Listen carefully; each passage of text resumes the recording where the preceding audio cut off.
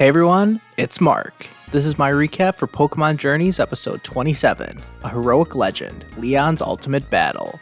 This was the 1112th episode of the Pokemon anime, and honestly, this may have been my favorite Pokemon Journeys episode so far. There's a lot to get to this week, so let's jump right into the highlights. Ash is doing some training with Riolu when Professor Cerise interrupts, and he gives Ash and Go 2 tickets to a masterclass battle in Galar. Riolu looked like it was making progress with its attacks, and we'll see more of this later in the episode. Back at Wind Stadium, the boys sit down to watch Leon vs. Raihan. Raihan is introduced as Galar's Dragon-type gym leader and claims he'll be the one to end Leon's undefeated streak. Leon goes through his usual spiel, and the one-on-one battle begins with Duraludon vs. Charizard. Go looks up Duraludon with his Pokedex, but what was more interesting to me was Go's home screen that has some fairly generic apps as well as what looks like Pokemon Go on the right hand side. I thought that was a fun little detail. On to the battle, which sees Duraludon and Charizard trade blows back and forth pretty evenly. Leon changed up his entire moveset since his battle with Lance, as his Charizard knows 3 new moves, seemingly to specifically counter Raihan's Duraludon. Raihan eventually goes for broke with Steel Beam, which manages to overpower Flamethrower and damage Charizard, but not enough to defeat it. This is where things get interesting, as both trainers Gigantamax their Pokemon, and the battle really reaches its climax. Even though Raihan had put up a good fight up until this point, Leon really takes over once Charizard is Gigantamaxed, and his G-Max Wildfire is too much to handle. This move has really been unbeatable so far in the anime, and it brings this match to a close as well, giving Leon the victory. After the match, Raihan again claims he'll be the one to end Leon's unbeaten streak, which causes Ash to call out from the stands, saying he'll be the one to beat Leon. This kind of takes everyone by surprise, but Leon actually remembers Ash and says he'll be waiting for him. They mentioned prior to the battle that Raihan was currently ranked number 7 in the World Coronation Series, but I'm guessing losing to the reigning Monarch doesn't lower your ranking too much. The scene ends with Leon acknowledging Chairman Rose from his executive box, and I wasn't too sure what kind of relationship the anime was establishing between Rose and Leon. We know that Rose is a bit of a reluctant villain in the games, but we've yet to see him in the main series anime until now. It's likely that Rose will have something to do with the Darkest Day storyline, and we get to learn a little more about that when Ash and Go check out the statue of Galar's hero outside the stadium, which is when they meet Sonia. Sonia gives them the quick story of the hero with the sword and shield that stopped the Darkest Day, before mentioning that she researches this stuff as part of her work for Professor Magnolia. Ash introduces himself and Pikachu, who Sonia gets real up close and personal with, before doing the same with Reboot. Skipping ahead to where this episode really took an unexpected turn, Ash and Go find themselves face to face with the Galarian Farfetch'd, who's been challenging trainers to battles. Go is introduced to the concept of regional variants, and after he fails to catch this one, he sends out his Farfetch'd that he conveniently brought along to Galar. It lasts for barely no time at all before it's defeated. Ash is ready to challenge it next with Pikachu, but Riolu channels its inner Misty Psyduck by coming out of its Pokeball on its own, and the battle between the 2 fighting types begins.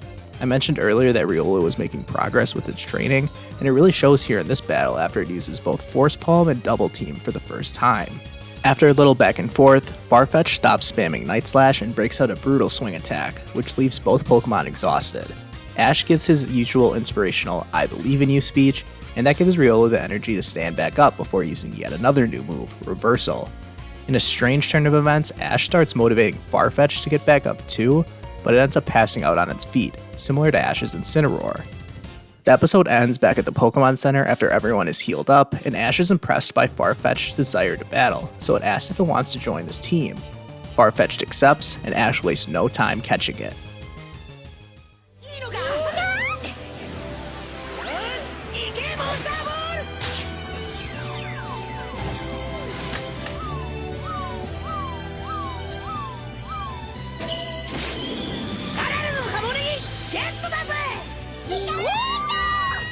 It immediately starts battling with Riolu again, as we see a Sobble appear and disappear with tears in its eyes.